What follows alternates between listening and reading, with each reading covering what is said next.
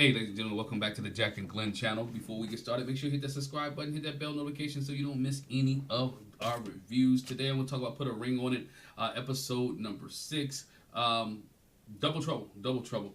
We start this episode off, we see Dr. Stacy talking to the couples and letting them know that, hey, you guys are going to be going on double dates. And you're going to be going with the people, you're going to be going on double dates, and you're all going to be in the same vicinity, same place, same time. Y'all know how it is. You watched Put a Ring on It before. This is usually where trouble happens. She said, look, you're going to be respectful. No problems, no issues, no fights. We find out that Catherine's going to go out again with Marcus. We find out my man Ricky, he said, I'm going out with Sheila yet again for the third time, right? Not the second time, but for the third time. We see Jasha is going to go back out with Brittany.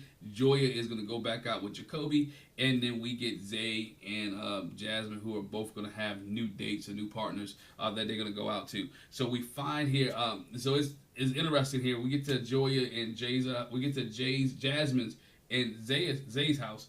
And Zay is like, yo, you see him having a conversation. Zay has a full suit on.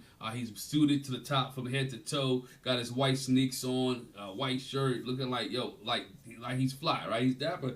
But Jasmine has an issue with him because Jasmine says she has, and when she's talking to Zay, right, he never gives her any attention. He doesn't listen, but he was able to spout off and talk about all the things that his last date liked and where she was from and what she was doing and all this other stuff. And she felt some type of way that how can you listen to her, but you won't be listening, you're not listening to me, right? How do you listen to what she's going through and how, but when I talk to you, you don't understand. He was like, you know, he couldn't give no answer. Boo, he ain't listening to you. He just can get what he can try to get. He's not paying attention. It's like you talking like Charlie Brown, right? It's like womp womp womp womp womp womp womp. Zay is not even trying to hear her on that aspect. He's not even trying to listen to her. Last time she said she saw Zay in a suit like that was on the way to a funeral. Then a young lady walks in, Naya, who's 31 years old. She is an entrepreneur, and Naya's giving some good vibes here. Naya looks good. She's presenting herself very, very well. And I think Zay likes what he sees, right? I'm going to tell you how Zay likes what he sees because Zay gives a compliment to Naya. Zay gives the compliment like, oh, Naya was a beautiful lady. Very pretty, very pretty. Like, yo, she's put together. And it came off so disrespectful. She looks very nice. She comes on, she's very nice. And this dude is being very disrespectful. Talking about my girl got to up the ante. Jasmine got to up the ante. Jasmine was like, oh wow, that was so disrespectful. That you gonna say that in front of me that this girl is very pretty, very, very, very pretty. Zay, man, there's something I understand. You can think it, and you can think it, but just don't say it, right? We all men have walked past somebody who looks pretty. That's somebody who looks good and somebody that looks great. We didn't say everything that comes to our mind, especially with your woman in the place. Come on, bruh. That is totally disrespectful. I don't know if he meant that to be disrespectful or not. Probably did, but and he probably didn't. It just came out like, oh, she's pretty, very pretty. So then we see Jasmine date Zay and them get to the restaurant first. Him and Nia get to the restaurant first. Jasmine date walks in. His name is Shawn Carter. I believe Shawn is like 37 years old. He comes up, he has a nice little suit on. He comes up with a half a dozen roses, and and he opens a door, and he walks in. He sees Zay in there. Zay's like kind of astonished that he saw them at the restaurant. Like, bruh, you knew they was gonna be at the same place, which you just didn't imagine your girl being with somebody else, somebody who may also have a suit on, somebody else who may also be dapper, right? He gets a little choked up while he's sitting there. My man Zay pulled a seat out for Jasmine. Jasmine have a seat. He asked her, where you from? She's like, I'm from Brooklyn. What? I'm from New York. I'm from Brooklyn. Everywhere you go, there's somebody from Brooklyn, right? But he said she's from Brooklyn. He said he wanted a girl. He always thought about dealing with somebody from up north. He wanted to deal with folks up north. So he was like really in tune the fact that she's from Brooklyn. Make you want to say, where Brooklyn at? Every time I hear Brooklyn, it make me want to say, where Brooklyn at, right? And somebody in the house always yell Brooklyn. But nonetheless, she said she was from Brooklyn. They start having conversation about travel and things like that, where they want to travel at, how they like to travel, when they want to travel. And my man said his favorite place to travel is like Monaco, right? He said he travels all the time. Her and Shawn also getting some other deep conversation too. Her and Shawn, while they on a date, getting a conversation about his parents. Shawn said his mom recently passed away, and that his mom passed away, and that it hurts him and it affected his family. She talked about she could kind of relate that her dad passed away, I believe, during the pandemic.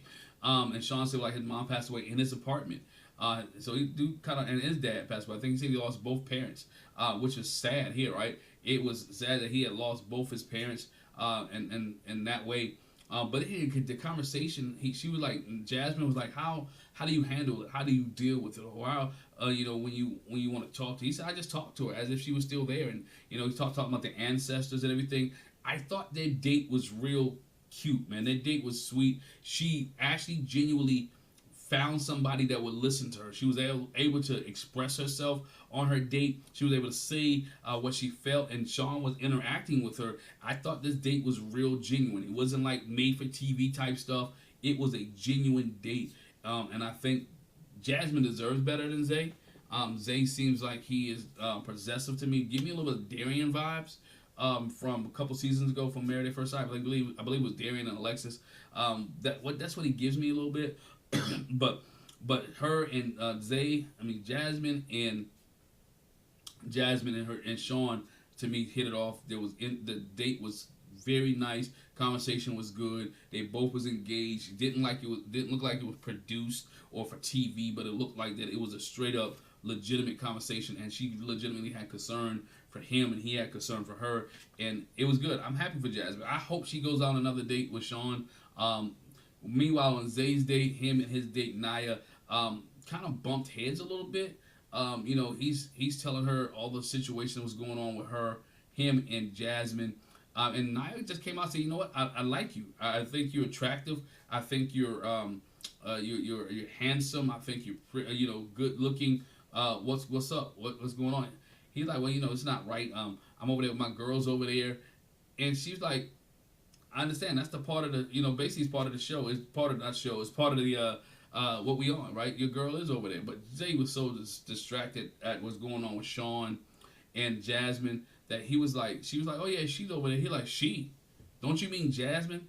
Bruh, the proper way she said it was, she is over there. She may not even remember your girl's name. She just met her like maybe a few minutes earlier. I don't know how long it took you to the restaurant. Maybe it was 30 minutes earlier, maybe 40 minutes earlier. She met her, right? She just met her. Not like they was on a date each other. Not like they best friends. It's not like they knew each other. Not like they hung out with each other. It's not like any of that. It was like, hey, she's back there. It's not that serious, right? My man Zay is like he's nervous, he's sweating bullets, he's kind of finding what's going on with Jasmine. It is very possessive to me. He steps up to this young lady and was able to say, look, her name is Jasmine. I want you to make sure put some respect on her name. Make sure you say Jasmine. Bruh, you making her say put some respect on your girl's name, but you let your dude try to slap her, choke her, whatever he said he was going to do. Man, come on, stop playing. So you step up to this young lady, and the young lady was kind of taken back, right? Like, oh, you gonna make me say her name? And she gave in. She said, well, you mean Jasmine? Yeah. If that was my daughter, bruh, I'll tell her, hop up, date's over, I'm done. Can't talk to the girl like that. We know that you're on an experiment. And you understand that you're concerned about what's going on with your girl, but you still got to be respectful, right? He still should be respectful to the girl that's in his date and know that this is the way that I should handle being respectful. He wasn't respectful at all. Him and the young lady, she was attractive, right? She was very attractive. She was smart. She was intelligent. She was entrepreneurial. She asked the right questions, but he wasn't feeling her just because he saw what was going on with her and Jasmine. He didn't want none of it. He didn't want no parts. He didn't want any parts of the date with her. He was just concerned that his girl was there. Now, in my opinion, I think that if Jasmine had not been there, that the date with him and her might have gone a little bit different. But I think with Jasmine being there, it messed his mind up to see her having a great time, great conversation, interacting with Shawn. The mention, want to go back to Shawn and Jasmine real quick. The reason that it came up about his mother passing away is because of Shawn's diet and what he was eating. He said he only eats like chicken because of hypertension that goes on in his family. Because of the hypertension in his family. They're both talking about their diets. He eats chicken and turkey because he talked about the hypertension in his family. So he wanted to make sure that everything was kosher, that he was doing well. So that's why they're. Man, so we Their date's going well. We see Marcus and Catherine. I want to get with that date real quick. Marcus and Catherine. Catherine goes out on another date with Marcus. This is the third time she goes, or second time she goes out with Marcus. And Marcus here is, Marcus is throwing like cheap jabs at Ricky when he comes into the house. I just don't like that on the show. When you come in, I mean, you're going out with somebody else's girl. Be respectful, right? Hey, bro, how you doing? Blah blah blah. You don't got to try to impress her. Impress her out on a date, right? Not try to demean this man because you taking this girl out. Understand that he's in a process. He has her already, so he's going in a process where he want to make sure they're doing okay. But you ain't gotta put him down. So to me, I thought this episode, Marcus, as far as his conversation, was doing too much. Last episode, he did exactly what he should do. Come in the house, hey, how you doing, bro? Nice to meet you. And boom, take her out. Now he gets another date with her. He kind of surprised. They go bowling, right? They going bowling on this date. And my man Marcus is like a real touchy-feely here. Catherine ain't saying no. Marcus is putting his hand on her hip. He's grabbing her around the waist. One point in the time, they was eating some chicken wings. He was feeding her some chicken wings. And my man, she had a little bit of sauce on her shirt. Dude licked it off. I'm saying, my daughter was like, yo, did he just lick her shirt? I had to rewind it back. I'm like, yeah, he licked her shirt. Like, yo, bro, that's too much, right? Licking the shirt and she allowing it too much. I understand that she wants to make Ricky mad, but bruh's right there. It's a fine line about making somebody jealous and being totally disrespectful. He's there bowling with you. It's really disrespectful. Ricky, you can tell he was upset. He was fuming a little bit, but again, he didn't say anything. He was like, just basically, Catherine's doing her. She's doing what she do. That's what she do. I'm not mad. Well, you're not mad because you out with Sheila for the third time, which, by the way, he's enjoying. Sheila's trying to continue to give him some advice about things. I'm not sure if Ricky wants to go with Sheila. He just likes the company, right? He just likes the conversation that she's giving him because Catherine probably be just biting his head off all the time. And now Ricky feel like, I got some peace. I can be with somebody else. But him and Sheila, I think, will make a good couple. I just hope Catherine and Ricky just go their separate ways at the end of this thing because they're not there. They're friends, right? That's what they always going to be. It's okay to have friends. Sometimes you're best friend and you don't become husband and wife. And I think in this situation with Catherine and Ricky, they're not going to be husband and wife. Catherine's like, I can see myself with Marcus. Well, girl, go be with Marcus. Go see her. He's doing all the right things, right? Marcus is doing all the right things, and she said Marcus make me feel like they could have something real. If Marcus feel like you can have something real, then go be with Marcus, right? She's talking about how her and Ricky don't have any intimacy at the house. They don't have any privacy. You don't have privacy because you moved into a house with a man that lives with his mama, his sister, and his kids. You made the mistake. She act like it was Ricky's fault, right? That she moved in. You knew what the house was when you got into it. I'm just saying. You knew the situation where you was at. And you felt like you were going to have some privacy? Nah. Don't have any privacy. Go with Marcus. Y'all can have a nice apartment. Ricky can go with Sheila, and you two go separate ways. But I just think that Ricky cares about Catherine so much that he's not going to go. He's not going to go anywhere at the end of the day. We also see Jasha and Joya both go on a date. Jasha goes back out with Brittany, and Joya goes back out with Jacoby. Now, Brittany comes to the house in this pink spandex, pink sports ball outfit with some pink shoes. Joya has her red spandex pants on, leggings on with her red top. Both of them look pretty nice in their outfits, right? Look pretty good. And Jason was like, man, both women in here, like, oh my goodness, he didn't know what to do. He felt like he was in the midst of looking at some Starburst or some Skittles, any kind of candy had flavor. But they both was going to the gym, and Joya was giving Brittany some, it was some tension between the two women. They were going back and forth, and you could feel it that was there. Brittany goes, and Jasha leaves first. They go to the gym. At the end of the gym, you see Jacoby and Joya come in. Jacoby got in a gold chain, bro. I work out at the gym. I don't see too many brothers in chains at the gym. Why? You get equipment caught around your neck. You get caught up. Something happens. He's giving me I don't work out much, and I don't work out much at the gym. I don't go to the gym much. I'm just flaunting for TV. I do some push-ups at home. I don't really go to the gym. That's what it gives me. But he finds Brittany down in a sumo squat position, and my daughter pointed this out. My 18. I was like, yo, is she bouncing? Yeah, she was bouncing on that thing in that position. She was bouncing. It didn't look like a sumo position, but she was down there bouncing.